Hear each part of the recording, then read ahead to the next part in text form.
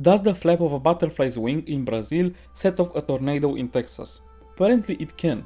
That's what Edward Lorenz found while playing around with some weather equations and discovering chaos theory many years ago. Today though, I am asking much more important questions, like what if Barathen Wrynn, grandfather of Varian and great-grandfather of Anduin, failed to kill the Gnoll leader Garfang? Would Hogger be sitting on the throne of Stormwind, ruling the Alliance with an iron paw right now? Or what if the Zandalari trolls mined Kaja'mite on Kezan themselves instead of forcing goblins to do it? Would they have become the most powerful race on Azeroth because of their insane intelligence? Well, I say we find out. The kingdom of Stormwind flourished for a long time, from the moment the Arathi settlers founded it all the way up until the First War, when it finally fell to the Orcish Horde. But between those 2 points, there was another conflict, one most people barely even talk about.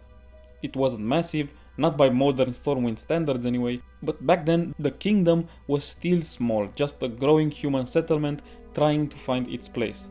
And that conflict was the Gnoll War. Roughly 75 years before the opening of the Dark Portal, Stormwind faced an unusually unified coalition of Gnoll packs led by a cunning leader named Pack Lord Garfang. It started with raids into Westfall and Elwyn Forest, but it quickly escalated into an all-out war of attrition. The Gnolls, surprisingly coordinated for once, managed to pin down most of Stormwind's army near the capital, leaving Westfall wide open, whole towns burned, fields destroyed and human forces stretched thin. The people of Stormwind were starting to starve. The reason the Gnolls were so effective was because of Garfang himself, a Gnoll with an unusual amount of intelligence, not a genius by human standards, but definitely a tactical prodigy for his kind. And that was enough simply because of how many Gnolls they were in their army. The war dragged on until the king, Barathen Wrynn, decided to take a desperate gamble. With most of his army tied up, he led a small elite strike force into the Red Ridge Mountains, straight up into Garfang's camp. Against all odds, he managed to kill the Pack Lord, piercing his neck with his sword. Without their leader, the Gnolls turned on each other, their fragile alliance collapsing overnight. Stormwind pushed them back into the mountains, securing the victory and solidifying itself as the dominant power in the southern eastern kingdoms. What happened next you already know. Dark times still came for the kingdom of Stormwind, the orcs, the fires, the rebuilding, but in the end it became what it is today. One of the most powerful, if not the most powerful, kingdoms of Azeroth. But what if Baratheon hadn't succeeded in that final strike against Garfang?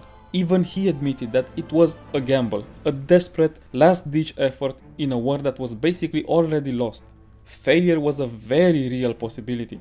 If Baratheon had fallen that day, Stormwind would have gone down with him. And let's be honest, it wouldn't have been rebuilt, because the region just wasn't valuable enough yet for other human tribes to bother reclaiming it from a bunch of bloodthirsty Gnolls.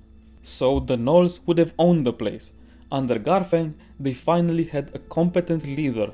Not a genius, but someone who actually uses his brain, and for Gnolls, that is saying a lot. And without human interference for decades, they would have only grown stronger. How strong, it's hard to say. Maybe Garfang dies later and the Gnolls fall apart again, scattering into mindless packs across Elwyn, Westfall, Redreach and Duskwood.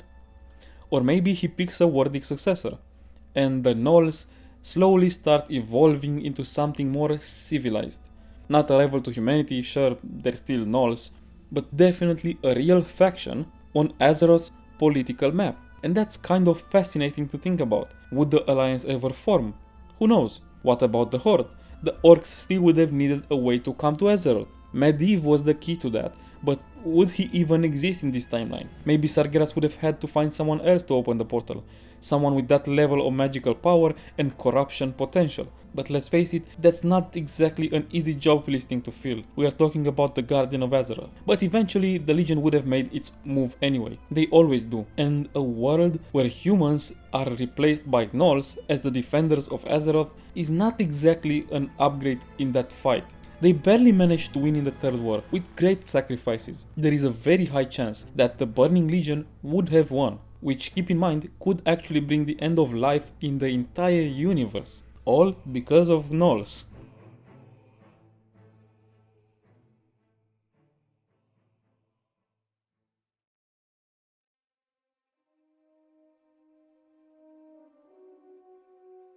Thrall losing his baby blanket might sound like a small thing, but in the history of Azeroth, it's actually everything. See, Thrall was just a baby when the orcs first arrived on Azeroth.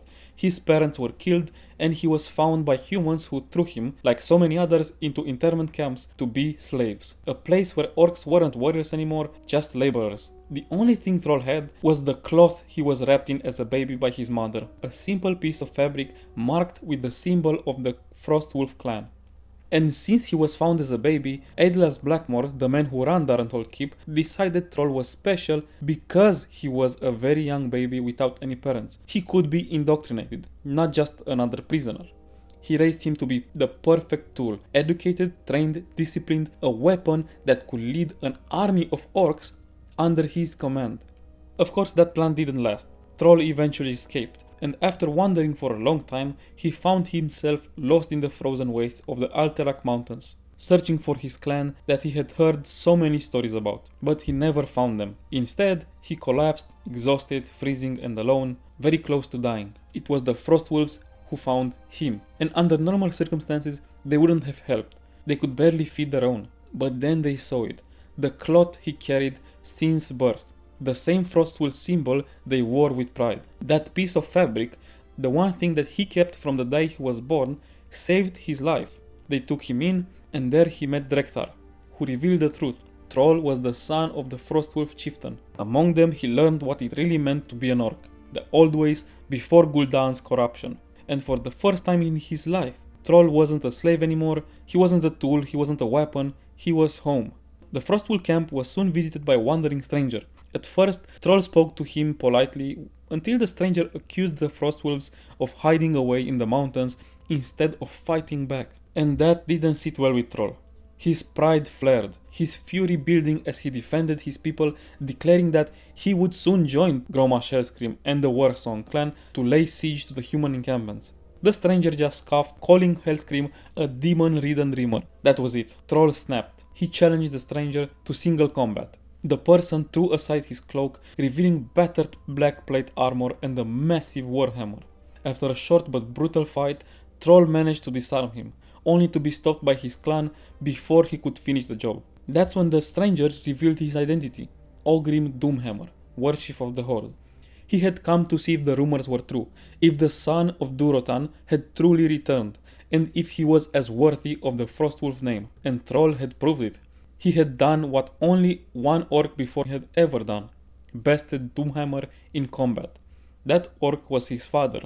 Not long after, Drekthar called Thrall to a sacred place deep in the mountains. There, in one of the most spiritual moments of his life, Thrall connected with the spirits of the earth, air, fire and water. He became the first new shaman since Gul'dan's corruption, the first to be accepted by the elements since the fall of the old Horde. It wasn't just a personal awakening, it was forgiveness. The spirits had finally decided that the orcs were worthy again, and that returned hope for all of them.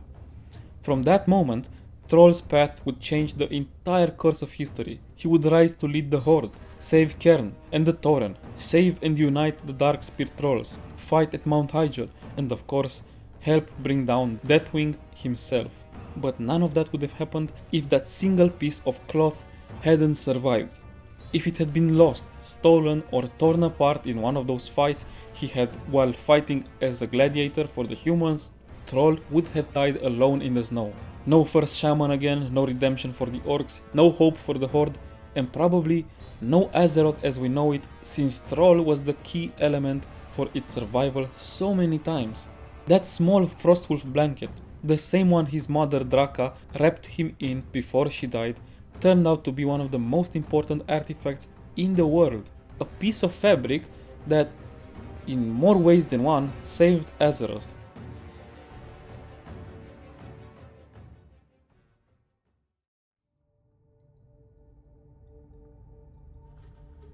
The Zandalari trolls were the most powerful and honestly the most superstitious of all troll tribes. When the first trolls settled near the Zandalar mountains, they claimed its highest peaks, built a small shrine to the Loa, and over centuries turned those crude altars into the massive temple city of Zuldazar. The Zandalari valued knowledge above all else. They were scholars, historians, and masters of magic, able to commune directly with the spirits and wield power unlike any other troll kind.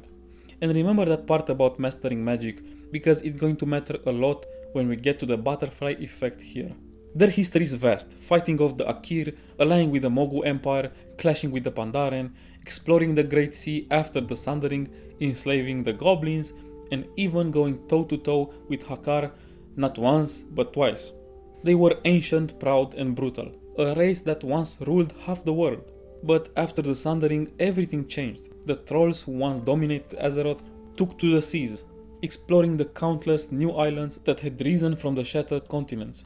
During one of those expeditions, they discovered Khazan, and with it, the goblins. At the time, the goblins were pretty primitive. They were intelligent but undeveloped, still hammering rocks together, while the Zandalari built temples that scraped the skies.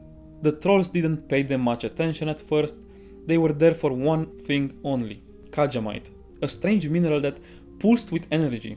They didn't understand it, but they could feel its power, so they treated it as something sacred, a substance used in rituals and offerings to the Loa. For centuries the arrangement was simple. The Zandalari mined and occasionally tossed the goblins a few trinkets to help out. But that changed when they dug deeper. They discovered that Khazan held a massive deposit of Kaja'mite, enough to fuel their needs forever. And in true Zandalari fashion, they decided to stop paying the goblins entirely, instead using them as slaves and forcing them to mine under brutal, deadly conditions. For thousands of years, the goblins labored beneath the island, barely surviving, crushed under the rule of their troll masters. And in the end, it was Kaja'mite itself that set them free.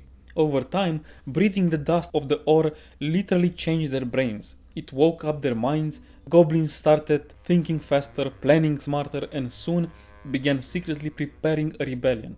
Hoarding scraps, building weapons, traps, and explosives out of whatever they could get their hands on. About 100 years before the opening of the Dark Portal, it happened. The Trolls were completely blindsided as goblin mobs burst out of the mines, armed with technology that Zandalari couldn't even begin to understand. The uprising shattered their control over Khazan, and the surviving Trolls fled the island. The goblins were finally free, and in true goblin fashion, they immediately turned on each other. The rebellion turned into a free-for-all war until the most powerful groups formed into the infamous cartels, trading their blood-soaked battlefield for a new kind of war: business. Goblins went from slaves to genius engineers and ruthless bankers, shaping Azeroth with their inventions, explosives, and creative ideas of capitalism. And here's where the butterfly effects can hit. The Zandalari only enslaved the goblins because they discovered such a massive amount of Kaja'mite. Yet thousands of years later, we learn that the modern Zandalari hate slavery. So imagine if that mindset existed earlier, if the Zandalari had mined the Kaja'mite themselves. That same ore that gave goblins their intelligence would have done the same with the Trolls. The boost in their intellect would have turned an already advanced and very powerful civilization into an unstoppable one. The goblins, meanwhile, they'd have stayed as dim-witted miners, probably barely above kobolds and murlocs on the intelligence scale. So no goblin engineers for the Horde, no Ogrimmar builders, no loud green capitalist gods. Azeroth would have lost one of its most chaotic, fun races entirely. And with the Trolls, that's where it gets terrifying.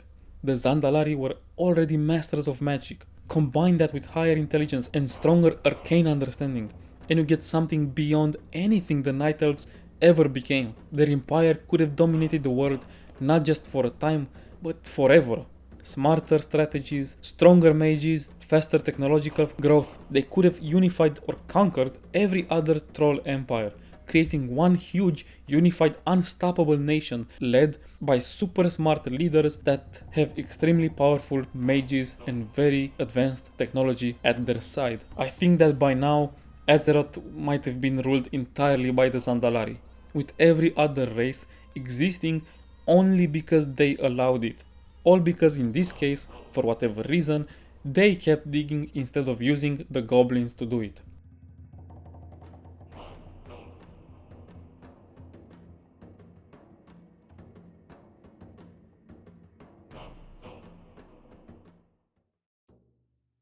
Anyway guys, that's the video. Quick short one because at the moment work is totally draining my energy. I'm very busy there unfortunately, and yeah, Let me know if you liked it and if you would like to see a part 2, because let's be real, the idea of the butterfly effect in the world of Azeroth, I could make thousands of videos about that. If you liked it, don't forget to subscribe, comment and like the video of course, and I will see you in the next one. Peace.